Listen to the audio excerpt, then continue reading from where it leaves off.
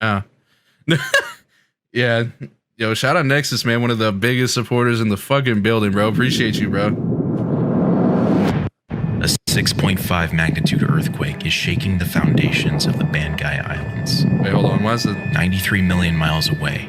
Oh, it's Mars, still Mercury, okay. Venus, Jupiter, Saturn, the Moon, and the Sun all conjoin in a rare astronomical event.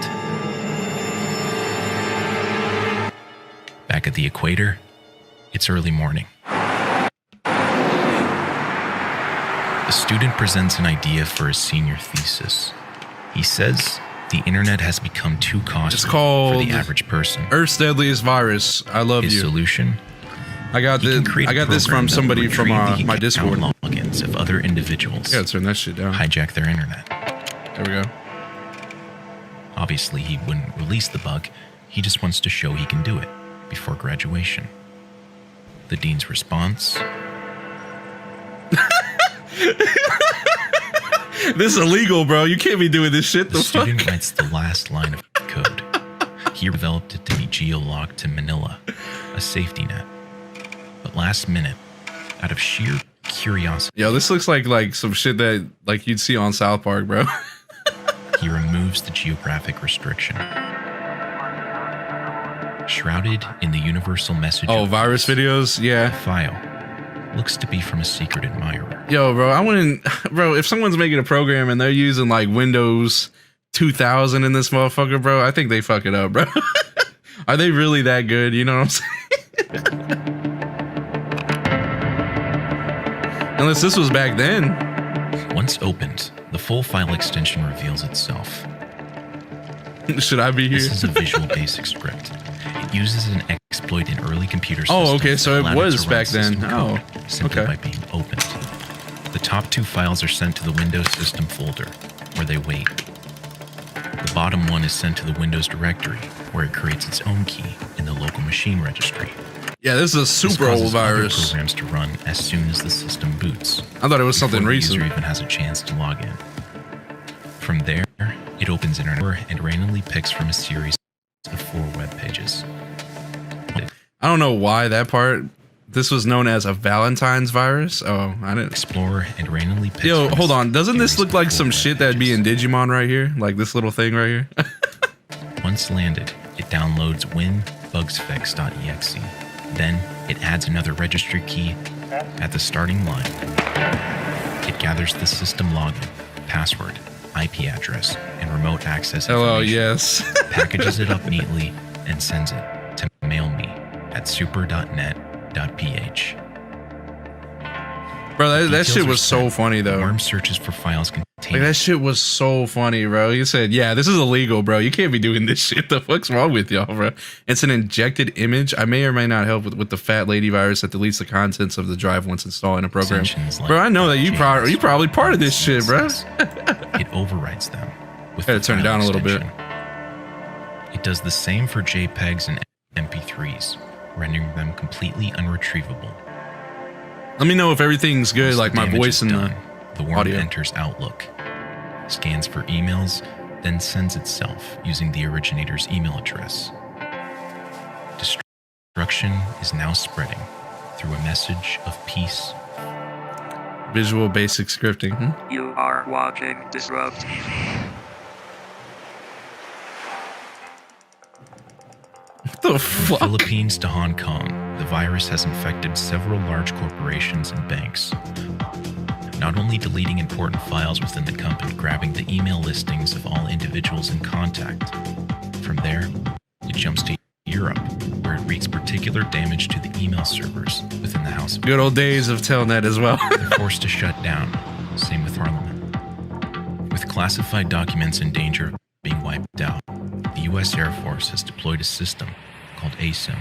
ASIM? It works by utilizing 144 sensors that the Air Force had previously placed across bases throughout the country. It then creates a sort of window for centralized command to view incoming emails.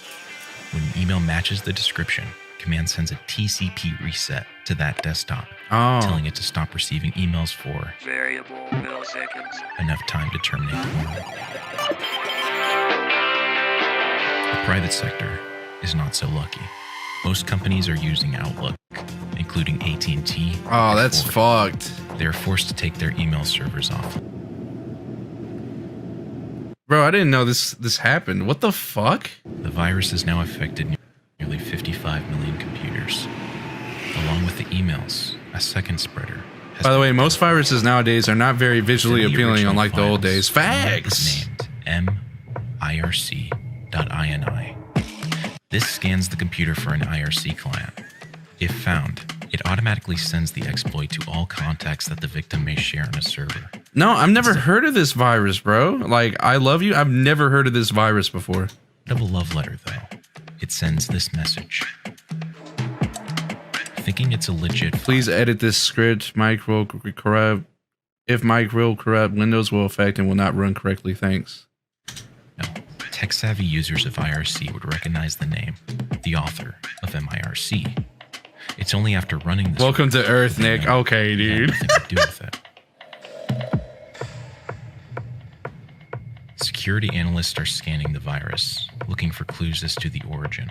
They're like, hey, yo, They what the found that fuck? within closely resembles a password cracker named that was discovered 4 months earlier.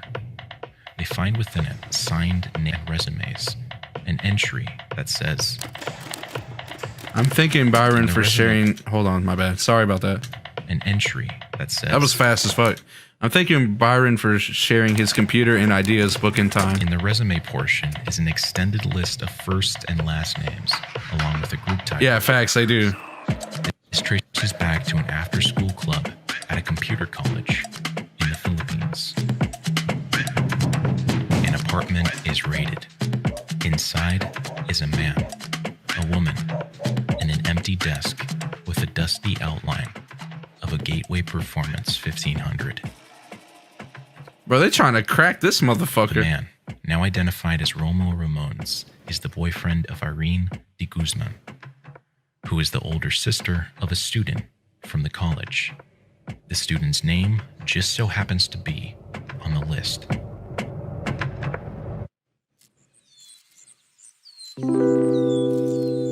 Sheesh. That's fucking crazy, bro. This virus was also poorly coded, really. Well, you know, the internet was kind of a new thing. As you drive eastbound from the I love the. I'm sorry if I'm pausing it too much. My bad. But I absolutely love the aesthetic in like 90s like shit. I don't know why. It was just so fire looking, you know? Love Shack by the B-52s. You're listening to 102.7 KISS FM. Folks, it's a sunny 75.5 degrees. Code is always code It's facts. just any old Friday, folks. You know what I'm talking about. It's Win a Porsche Friday. You know the rules. Dial the line. If you're the 102nd caller. A brand new $50,000 Porsche is yours to drift away into the California sunset. Damn. As soon as KISS by Prince begins playing, those lines are open. Get your thumbs ready. 3, 2, 1, let's roll. Okay. Barely recognizable as our current day web. This is before.coms. Chapter 1, noob. One day I'll pull you aside and show you some stuff. Pseudonym has just come across a telephone number for ARPANET was the first wide area network Gray that allowed hat. different connections to send information to each other, also known as packet switching. He tries connecting to the number through his home modem. Sure enough, he's gained access to the University of California, Berkeley. Diving further, he discovers there's potential government documents hidden behind a password. He tries guessing. He tries UCB. over the next Are few you serious, bro? That's it? Oh my god. These are the same type of people who put like password under password. Oh, that's a good idea. weeks, Dante continues logging in. For him, it's less about obtaining sensitive information or leaking it. Gray Or Hat is a gaining power. computer hacker or computer Snooping around. security expert who may sometimes violate laws or typical ethical standards, but does not have malicious intent, typical of a black hat hacker. Yeah, I had a friend who actually got pulled aside by the FBI. They got caught, and then they had to actually work for the FBI you know, to gain time off of his sentence, I believe it was. It was pretty wild. Like, that shit was crazy. I'm like, damn, dude, why did you do this? Like, he wanted to, I don't know what he was doing it for, but it was absolutely insane. Seeing how far he can cross the line. On one of his deep dives, he makes a fatal error. He forgets to mask his login name. Ah, shit. This error lights up a silent flag. Same for me with Microsoft, really? Security office. Unbeknownst to Kevin, he continues. The kid answers the door. He's greeted by the Los Angeles DA. They That's seize bad, his bro. computer, but since he's underage, he isn't charged. That's crazy. In the back reaches of a Menlo Park storage facility, Not by myself, though. two workers are clearing out unpaid storage units. It's a routine job. Break open the lock, clear out the belongings, auction off what they can. But in this particular unit, they find something. Oh, yeah, facts. Stanford Research Institute, one of the centers impacted by the previous escapades, reaches out to Kevin, proposing that he works for them, securing Really? the network. Wait, does that affect your life, bro? Like, to be honest, like, with you, like, releasing Vista, did that actually, like, have a negative output on your life? Like, I'm curious. The 18-year-old is hired. You're nerding out on He has this a video? condo a few My life? blocks from the Yeah, entrance yeah. of SRI. He spends his days working on encryption algorithms Yes, it did? Really? for secure military communications. He By the way, if successfully got anybody's watching the VOD on this is my boy Nexus. He just know he's real. He's real. from an underground black hat hacker to a white hat hacker with a paycheck. Detective James Neal of the Menlo Park PD thinks he's looking at a standard case of stolen property. Damn. The storage bill is That's assigned terrible, to a bro. John Sheesh. Anderson. A quick search finds this name to be a fake. Upon further inspection of the unit, the detective finds blank IDs and a document containing an I've heard of unpublished- that type of shit. Like if you're using computers, I think there was like something with a RuneScape person, and I can't remember exactly the details behind it, but he couldn't be near a computer because he was doing something. I can't remember, but they found him and they got his ass in jail. Like, it was crazy. I think it was like for 10 years or some crazy shit. I was underage, so I went to juvie for a year and did most of the time with a PO. That's not bad. You know, that is Microsoft, bro. Oh, there we go. Of the Soviet embassy. A few pages back, another document containing the name.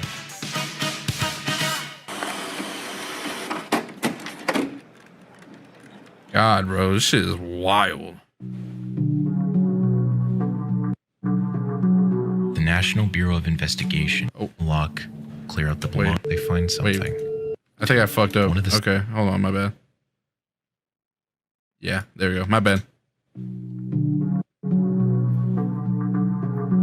The National Bureau of Investigation issues a mandatory court appearance for two students, Onel de Guzman, who originally proposed the thesis, and Michael Buen, who is suspected to have helped write the structure of the worm. They didn't catch him, bro? Yo, he didn't snitch. I respect it, you know? Hey. They are nowhere to be found. Yeah, my parents were not happy about it because if I couldn't be near a computer, I couldn't get a job. So I started my own company illegally. Then once legal, I transferred and bought ownership to my name. Yo, I fucking respect it, bro. Shout out to my boy Nexus, man. Worm continues. He really its be out spread, here, bro. though the effects are beginning to weaken. A press conference is called. The guest of Onel de Guzman.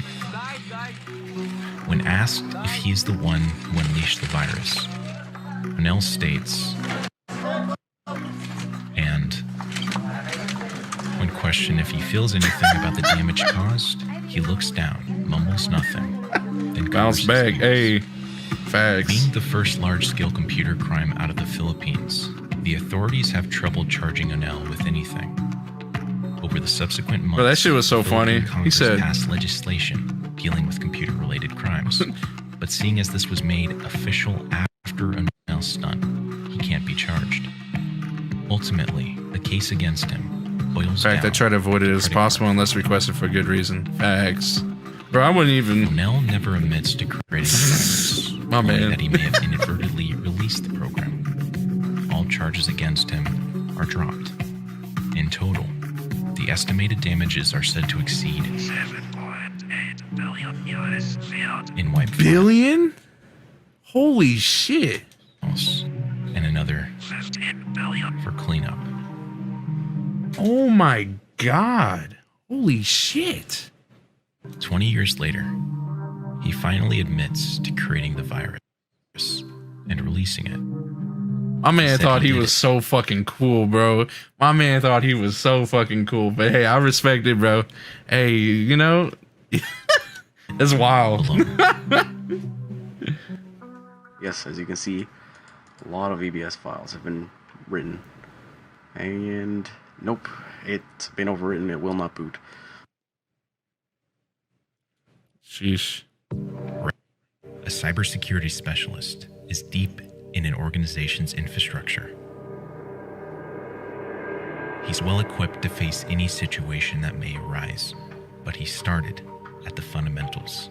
Brilliant.org. Is offering computer science My service now come at a cost, and it's hefty cost as well, because my skill set I worked on is not just PCs, it's also surveillance, security system, and social engineering.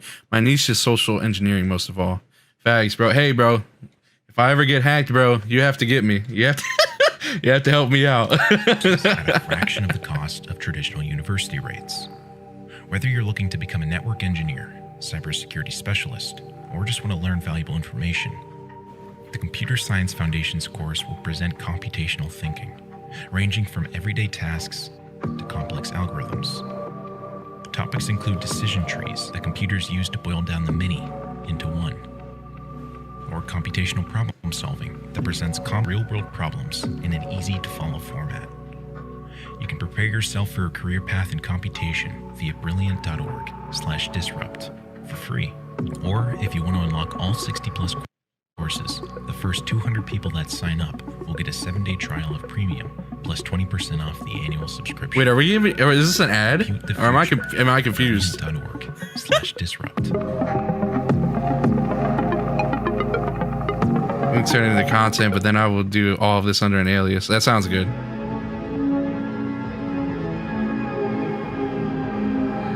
Dude, that'd be fire, though. That'd be a cool experiment. Welcome back. I'm about to say, so we got hit with an ad. It added in the video. Wilson is brought in for questioning. He denies everything.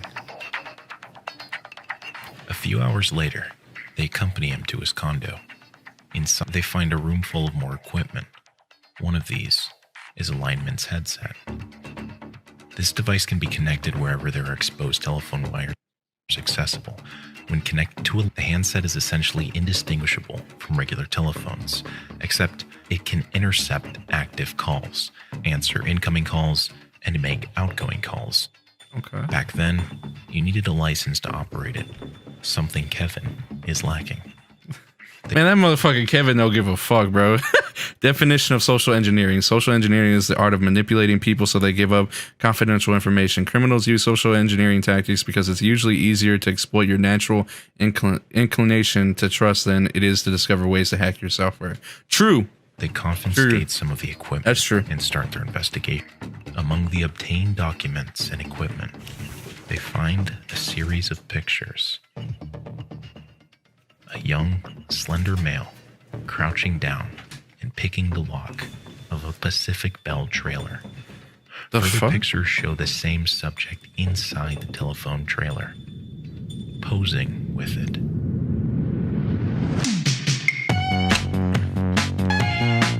Over the past 4 years, Poulsen has been finding a particular thrill in dumpster diving. This will be your last chance to get Old IDs and using those to gain access to physical networks. Oh. Okay. FBI agents silently surround Kevin's home in North Hollywood. Then, the leader's phone rings. Catch me if you can. The agents immediately trace the call, only to be led straight to a Pacific Bell number. Instead of jumping town and heading out of the country, Kevin decides to That's stay crazy, bro. He dyes That's his hair fucking a different wild. color, takes up a new identity to To get some quick cash, he utilizes his phone line skills. Oh, the 90s were a crazy time, man. We're sorry. All of our representatives are still assisting other customers. It's a sunny 75.5 degrees in Los Angeles, and today isn't just any old Friday, folks. You know Oh what I'm my talking god, about. that's wild, Porsche bro. Friday. You know the rules. 3, 2, 1, let's roll. Kevin Let's be honest, bro. Hold on. Old Friday, folks. You know what I'm talking about. It's Win a Porsche Friday. You know the rules. So, is that, you know what I mean? Like, for a Porsche, bro, I don't know. I don't really feel that Porsche, bro. That could just be me. I don't know. Like, come on, bro. It's not that nice. That's just my opinion, bro. 2, 1, let's roll. Flips a switch, blocks every other caller from reaching the line. Now, any line that is picked up Thank you. would redirect to him, Thank you. including the 102nd. Congratulations, you've won a brand new Porsche. Who's the lucky winner? Wow, I can't believe it. This is Michael. Thanks. Michael B. Peters. Wanted. One can only speculate about what motivated Kevin Poulsen. Oh, he cheated. There we go. Okay.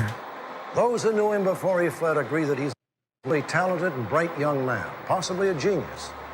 But now he is a wanted man, facing up to 37 years in prison. A TV show has just aired an episode about Kevin's hacks. The show opens their phone lines to callers that may have tips about the subjects. On the premiere of this particular episode, the phone lines are jammed. During his time laying low, the LA Vice Squad, a division focused on public order crimes like narcotics and gambling, pick up Kevin on an undisclosed minor crime. Yeah. Eventually, though, You know, once the feds come in, bro, it's over. failing to check the federal warrant database. The feds have received a tip that Kevin is still living in. They question some of his acquaintances. One says that he frequents. They go to the store, give the employees his picture, and wait.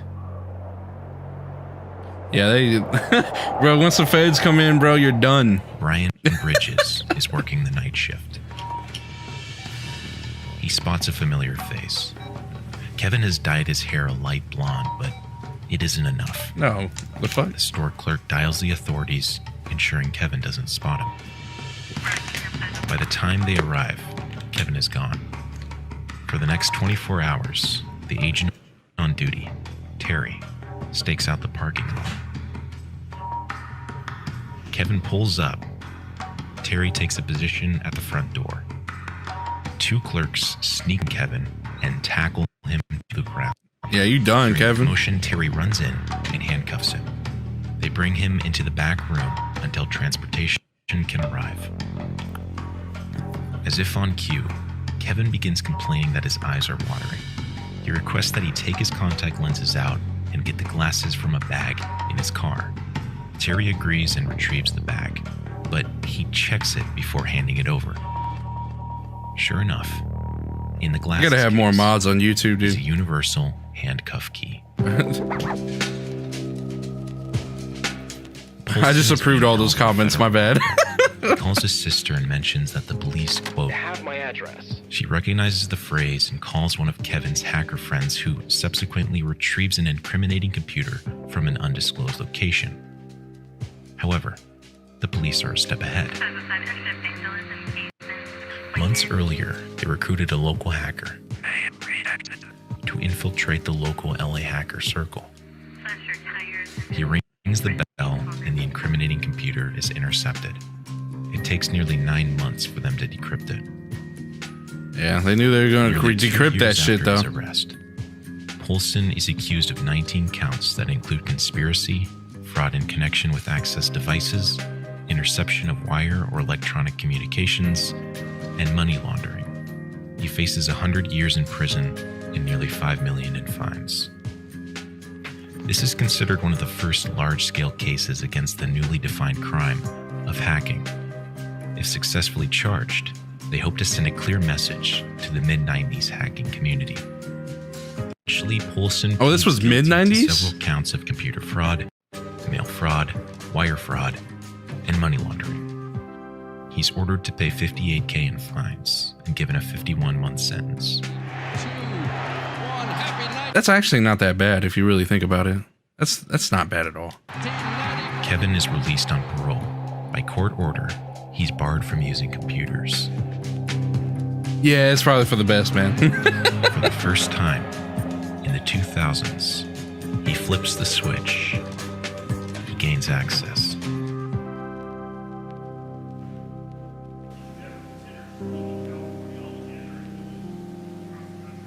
Okay, this is the question: did I ever consider leaving California altogether and going across the country? I did consider that, and I think this might be part of the hacker mindset. I wanted to solve the problem, not run away from it. Pen testing?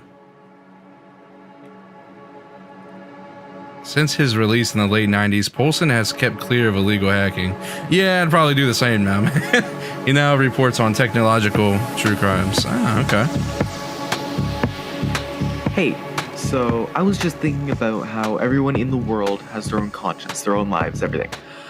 Everyone alive is I'd be down to make a video, dude. That'd be fire. So then I thought about how much computer processing power it would take to simulate everybody's conscience. I'm not saying that our universe is simulated. I don't actually believe in that theory. All I'm saying is that just stop for a moment and think about how much processor power would be required to simulate everybody's conscience. Yeah. Another thing, would that power be shared equally? Would some people get more power than others? Maybe. Okay. I don't know. Thanks. Bye. That was actually pretty cool.